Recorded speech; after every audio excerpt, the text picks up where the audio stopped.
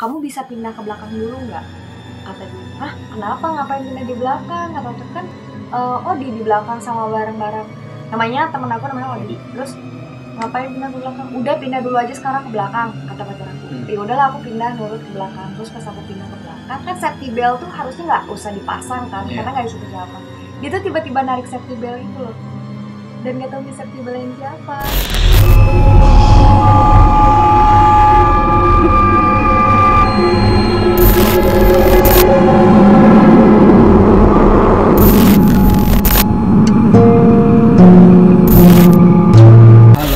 Selamat malam semuanya, selamat datang di channel gua Hororia is back, dan kembali lagi bareng gua Fikritis.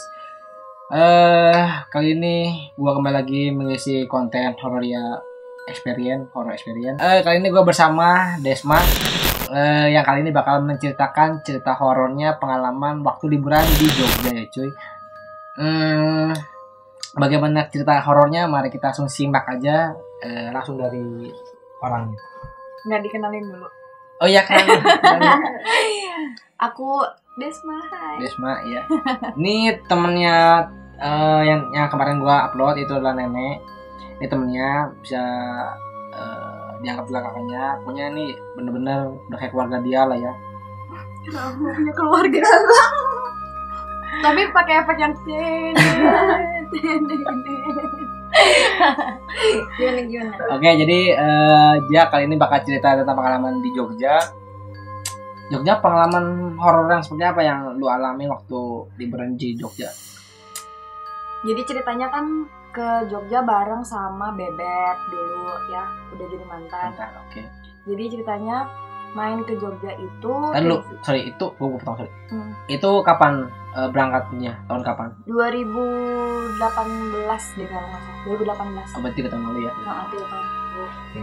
Nah, terus emang rencananya tuh niatnya mau ketemu sama teman yang posisinya dia lagi daftar kuliah di daerah Jogja, di salah satu universitasnya. Terus akhirnya pergi cuma berdua, pakai mobil berangkat ke sana. Terus pas selama perjalanan sih alhamdulillah nggak kenapa-napa. Nyampe Jogja juga hari pertama tuh masih nggak kenapa-napa. Terus di hari kedua nggak kenapa-napa. Justru di hari terakhir, hari keempat kalau nggak salah, hari keempat, tujuannya tuh kan emang jadinya pengen ngetrip gitu kan.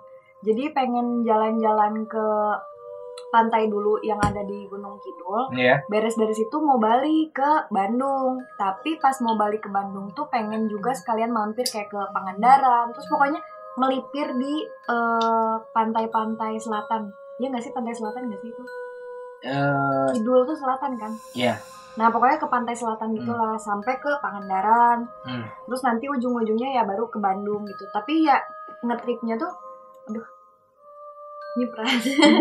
Tapi ngetripnya tuh bakal jadi beberapa hari, jadi kayak 2 harian gitu. Bakal 2 harian karena pasti tiap ada pantai yang enak maunya berhenti gitu. Tujuannya tadinya mau gitu di hari keempat pas di Jogja. Enggak, belum pulang. Oh, pulang. Maksudnya hari keempat terakhir di Jogja rencananya. Tapi kan aku tuh ceritanya ngopi dulu. Harusnya emang kalau ke pantai itu daerah Jogja tuh mungkin buat yang paling tahu di Jogja kayak gimana, mungkin pasti paham banget lah waktu yang tepat buat main ke pantai itu kapan kan. Nah waktu itu tuh aku sama pacar aku sama temen aku yang daftar di Jogja itu emang sekalian ikut juga buat main. Kita tuh ngopi dulu. Itu tuh kondisi udah jam 1:30, udah mau sore lah. Ngopi lama kan, ya nggak sih? Kita kan budayanya ngopi banget gitu ya. Pasti sampai sore 2 jam, 3 jam gitu. Terus akhirnya ngopi dulu, beres ngopi, baru melakukan perjalanan. Tapi nanya dulu itu tuh sebelumnya, nanya dulu ke si mbak-mbak yang baristanya itu. Aku sebut boleh nggak sih tempatnya? Ya apa-apa. Namanya tuh di Lagani apa? Lagian gitu. Lagani. Nama tempat kopi Lagani. Terus aku nanya ke baristanya, Mbak kalau misalnya ke Gunung Kidul jam 3 sore sekarang tuh nggak apa-apa nggak sih? Maksudnya pikiran aku tuh masalah pasang atau surutnya si air gitu kan. Terus dia bilang katanya, kalau saya saranin sih jangan Mbak, katanya kalau ke pantai jam segini pasti kan ngabisin waktu 2 jam, nyampe sana juga pasti udah malam, kata dia udah malaman. Terus yang mikir, oh iya deh, makasih ya. Iya Mbak, Mbak hati-hati ya, dia tuh ngomong gitu dulu, sumpah itu bener-bener cuman Mbak hati-hati ya, dia ngomongnya gitu. Akhirnya ya udahlah, tadinya emang rencananya udahlah mau batal aja, nggak akan jadi ke Gunung Kidul gitu kan. Tapi kekeh pisan, mantan aku teh kekeh pisan. Akhirnya ya udah ayo berangkat gitu.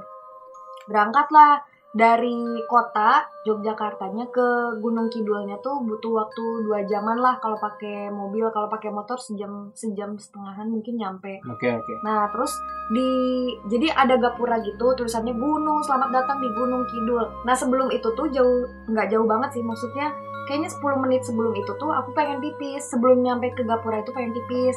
Terus akhirnya mampir dulu ke salah satu masjid di daerah situ. Mampir dulu cuman buat pipis. Nah terus pas pipis normal sih, maksudnya nggak ada apa-apa, tapi keeng gitu, sepi banget nuansanya teh udah bikin jadi takut gitu buat ngelakuin perjalanan. Jadi punya feeling yang nggak so ya pokoknya udah nggak enak feeling itu. Udah nggak enak. Terus akhirnya turun lah aku kan, maksud itu masjidnya tuh di atas, parkir mobil tuh di bawah. Jadi kalau mau turun ke bawah tuh nutruk gitu, tanah ngumpul deh. Jadi nutruk gitu. Akhirnya tuh lari aku karena takut kan, masjidnya sepi pisan. Jadi lari ke bawah, terus pas lagi lari nabrak pohon. Padahal pohon itu sebelumnya nggak ada. Serius? Perasaan aku, iya seriusan. Perasaan pohon itu nggak ada. Terus aku tiba-tiba bisa berhenti di pohon itu. Terus tangan tuh jadi ya ada luka-luka dikit lah, tapi nggak kenapa-napa. Maksudnya cuma lecet-lecet doang, kayak nahan gitu dari ngebut kan larinya kan. Terus masuk mobil, terus aku bilang, iya tadi soalnya sepi banget, aku takut banget di atas soalnya nggak ada siapa-siapa. Terus udah gitu ada sumur kata aku teh. Terus masjidnya tuh kayak jadi nggak dipakai, soalnya kamar mandinya aja bener-bener kotor kata aku teh. Terus kata iya makanya, terus mantan aku bilang udahlah nggak apa-apa, katanya nggak akan ada apa-apa juga, udahlah ini kita ngelakuin lagi untuk perjalanan ke Gunung Kidul. Terus pas lagi jalan lagi ke arah Gunung Kidul, akhirnya nyampe lah kita di Gunung Kidul di Pantai Wedi Ombo kalau nggak salah, Wedi Ombo. Terus turun. Jadi pas nyampe di Wedi Ombo tuh orang-orang pada naik kan, kita baru aja turun karena itu udah 5:30 sore. Terus akhirnya udahlah kita akhirnya ke bawah pantai main-main dulu, bercanda-bercanda, cuman nyelupin kaki doang ke pantainya, jadi nggak basah-basahan banget gitu kan. Terus akhirnya beres dari situ naik ke atas, udah sepi banget, udah nggak ada orang. Terus akhirnya ada rumah makan seafood gitu di situ yang masih buka. Kebetulan lapar banget kan, jadi akhirnya makan dulu di situ. Terus waktu pas lagi makan di tempat seafood itu tuh si orang yang jaga seafoodnya tuh cuman bisa ngeliatin dia doang dari jauh tuh ngeliatin kitanya kayak gitu gini aja. Padahal itu suami istri, tapi mereka nggak ada komunikasi sama sekali gitu. Cuman diem aja gitu. Diam ngeliatin gitu doang, kan agak horor ya, merindang gitu kan. Terus akhirnya pas udah selesai dari situ kita pulang kan, sekalian itu ikut ngecas kamera, ngecas HP gitu, karena persiapan pengen foto-foto juga kan di jalan.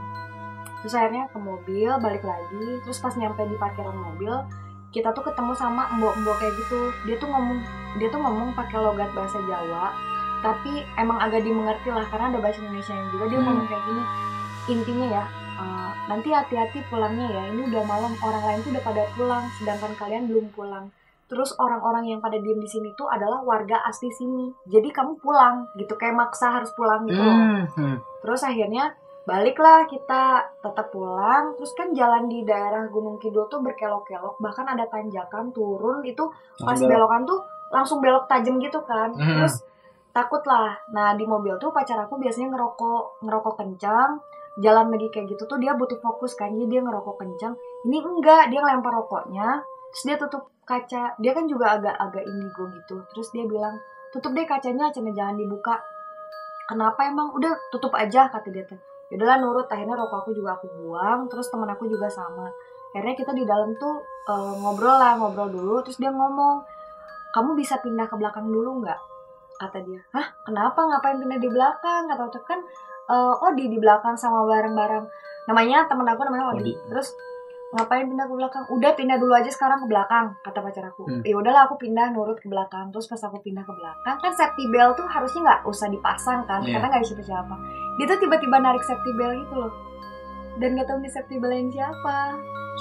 Sumpah demi Allah, dia tiba-tiba nge-safety beltin aja. Terus aku yang di belakang sama temen aku lihat-lihatan, terus langsung Astagfirullahaladzim, pegangan tangan gitu karena takut kan, maksudnya kondisinya ini udah malam, takutnya dia sompral, ternyata dia bukan sompral, tapi emang dia ngerasain ada makhluk yang meminta dia buat dianterin.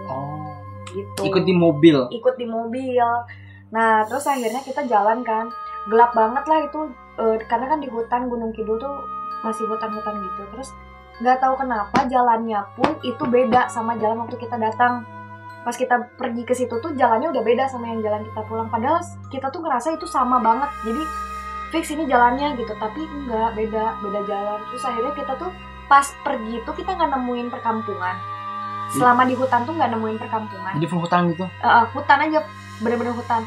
Tapi waktu pas pulang kita tiba-tiba nemuin perkampungan, terus ada ngabdie gitu. Tulisannya tuh ada ngabdie gitu. Aku lupa sih, tapi secara karena itu sekilas kan, karena lagi jalan terus aku baca ada tulisan ngabdie gitu. Terus ada orang yang bawa apa tuh, kayak bawa panggul, terus isinya tuh cangkul sama belakangnya tuh kayak pisang.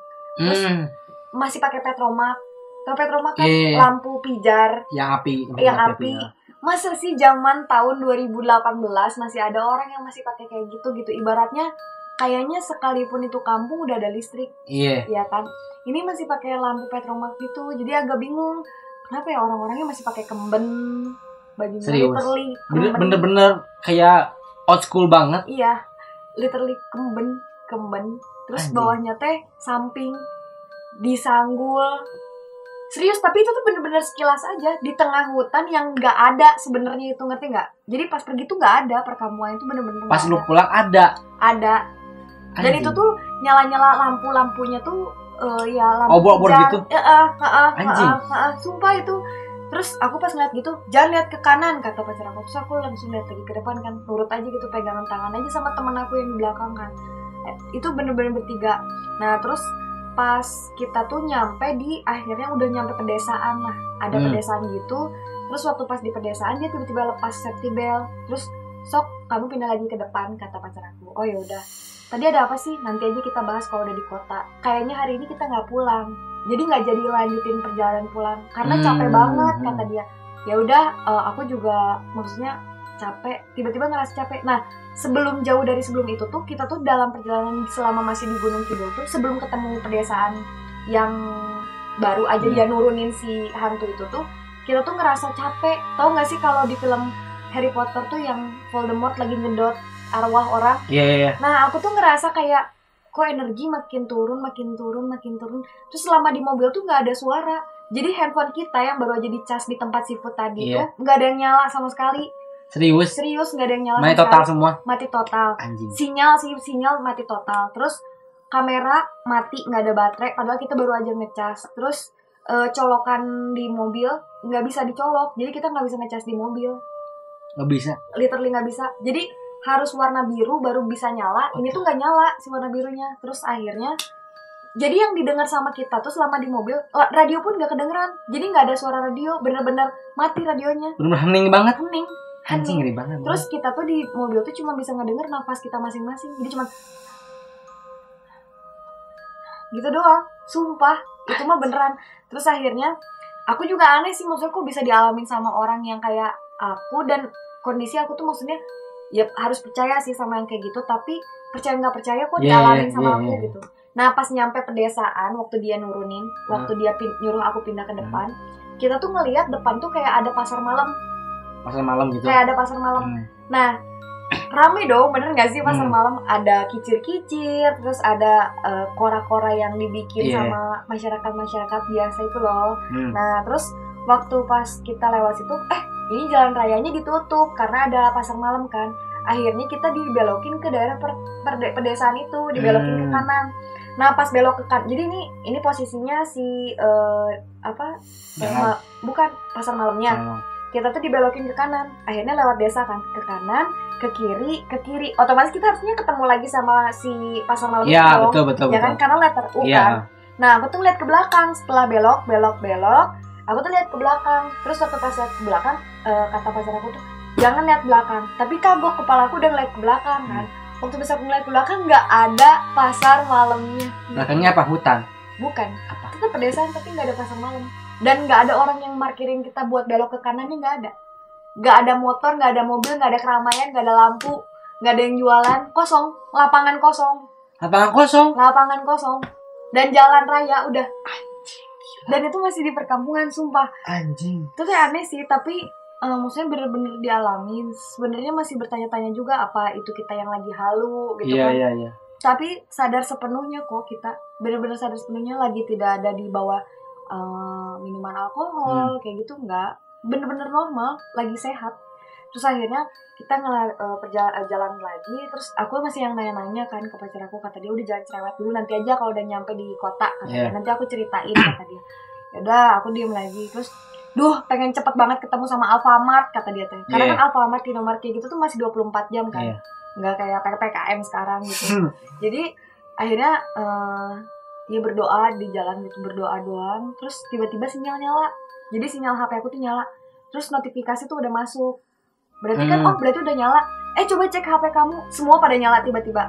HP tiba-tiba nyala. Semua nyala. Yang tadinya mati. Terus casan tiba-tiba nyala, kamera tiba-tiba ada baterai. Dan radio tiba-tiba nyala. Dan itu setelah kita ketemu sama Alfamart. Jadi waktu pas kita nemuin Alfamart tuh berarti kan kondisi kita udah mau nyampe kota. Iya. Jadi udah mau nyampe gerbang kota. Iya, Mama. Pas lihat ada Alfamart semua nyala. Akhirnya kita berhenti dulu di Alfamart, beli minum dulu. Karena nggak tahu kenapa emang ceket pisan selama di jalan. Seret, padahal kita ngerokok cuma sekali itu doang, terus kita buang karena posisinya kita disuruh nutup kaca kan. Jadi emang nggak ngerokok. Terus itu tuh seret banget, terus capek. Jadi capek banget, padahal itu tuh hari itu cuma ngopi dan ke pantai. Tapi perjalanan pun nggak jauh, tapi bisa capek banget kayak habis dari luar kota. Oh gila sih. Dan kamu tahu kita baru bisa lihat jam di situ. Jadi kita kan pergi tuh jam 7 malam. Karena kan makan gak lama lah ya, makan tuh gak lama. Karena maghrib juga kita nyampe situ jam 7 udah pulang. Nah, harusnya kan nyampe 2 jam ya ke kota tuh. Ini tuh kita nyampe jam berapa coba pas kita jam 1 malam. Anjing, lama banget bangsat. Percaya nggak? Bingung kan? Jam 1, terus pas ngeliat, kok jam 1 salah nggak sih nih handphone aku? Jam berapa? Jam 1. Lihat di mobil jam 1 juga.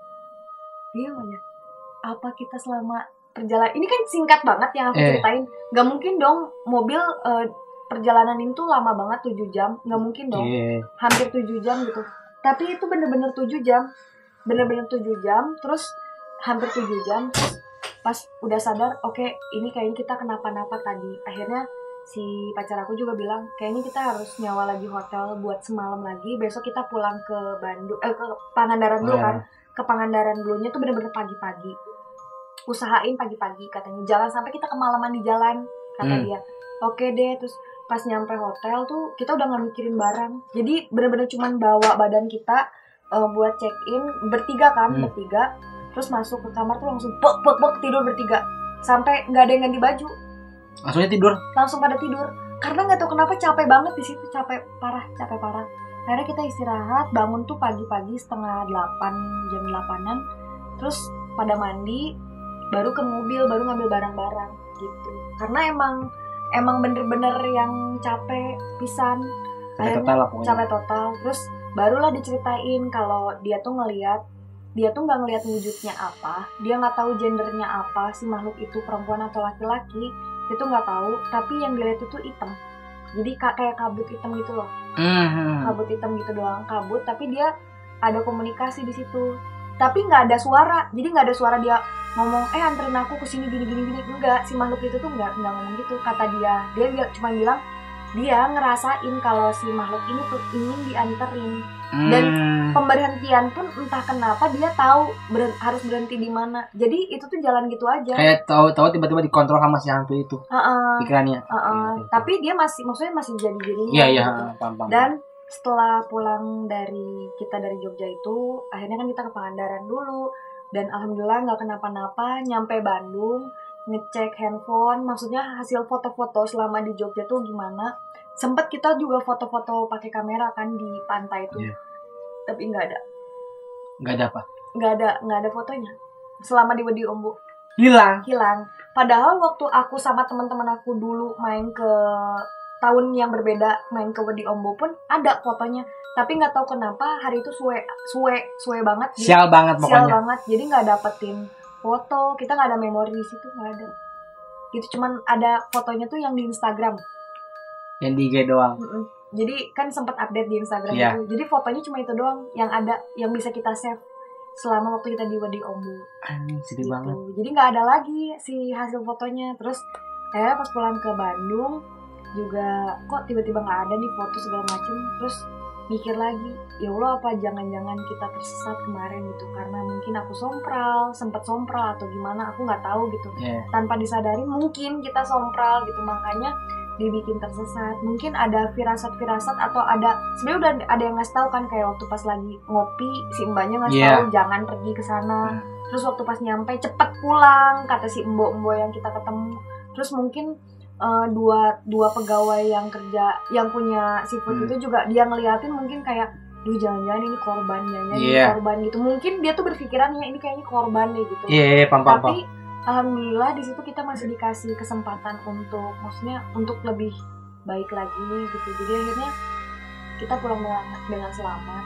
Walaupun proses perjalanan pulang itu yang hampir 7 jam itu tuh bikin kita mikir kalau oke, kita hidup ini benar-benar berdampingan sama makhluk-makhluk di luar dari manusia gitu. Jadi mulai sadarlah kalau kita main ke tempat yang sifatnya masih kental sama budayanya gitu kan, ada budaya yang berbeda gitu. Ya memang kita harus menghargai gitu. Mungkin saat itu aku nggak menghargai dengan baik. Jadi kena suenya gitu, kena suenya. Terus mungkin pacar aku, temen aku juga mungkin dalam hatinya juga kotor gitu. Maksudnya ada niatan buruk atau apa. Terus juga terlebih kan ngambil pakai botol itu loh, pasir gitu. Jadi akhirnya ya pas datang ke Bandung tuh cerita-cerita sama temen yang lebih dewasa dari kita, umurnya lebih dewasa, ngejelasin gitu. Ternyata dia pun pernah mengalami hal yang sama. Jadi dibikin tersesat. Bahkan dia mah dikasih tahu kalau ada pintu katanya. Jadi di daerah lautan itu tuh ada pintu. Padahal pintu dari mana gitu kan, bingung. Tapi di situ tuh ada pintu. Maksud pintu itu tuh ternyata waktu pas dia tanyain, katanya ada pintu menuju ke yang lebih makhluk-makhluk astral gitulah. Lebih gaib. Yang goib-goib gitulah gitu. Jadi akhirnya berarti makin kuat nih, karena kan kalau aku cerita sendiri mungkin orang tuh bakal percaya nggak percaya, tapi saat itu tuh emang kita nyeritain bertiga, karena kita bertiga yang ada saksinya, saksinya gitu, karena kita bertiga gitu kan. Terus akhirnya orang itu juga maksudnya memperkuat cerita kita. Akhirnya tiba-tiba di situ juga suasananya makin mencekam ya, maksudnya pas lagi cerita doang pun mencekam gitu. Kita lagi cerita juga kamera mati kan, ya jadi kamera tuh sempat mati, nggak tahu kenapa. Nah itu dia, gue juga bingung cuy.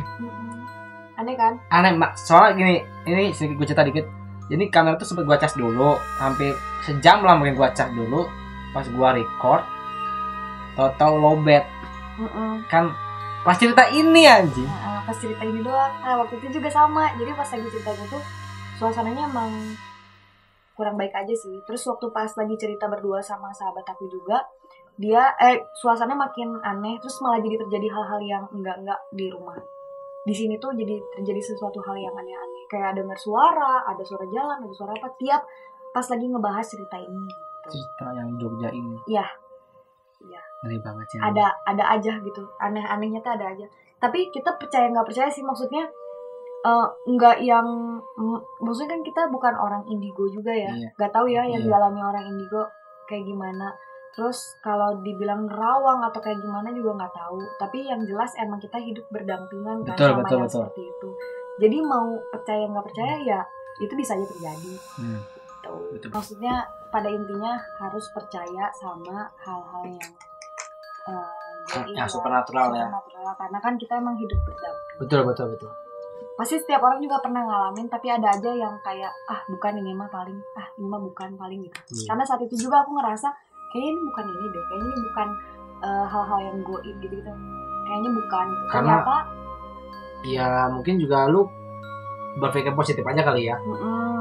Supaya membuat suasana lebih tenang. Betul. Tapi ternyata ya kalau dipikir-pikir lagi, mungkin itu adalah salah satu dimana kita harus dibikin sadar gitu. Aku tuh dibikin sadar kalau kita tuh hidup berdampingan sama yang seperti itu. Jadi akhirnya dari situ mulai Oke, percayalah. Maksudnya apa namanya, makhluk itu memang ada. Maksudnya kan di agama aku juga kita tuh diciptakan ada jin dan manusia. Iya betul. Ya mungkin mereka salah satu dari gengnya jin gitu.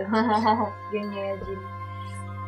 Itu yang gua ngerti itu sih lu perjalanan 7 jam, padahal harusnya nggak 7 jam. Ya harusnya 2 jam. 2 jam. Harusnya 2 jam.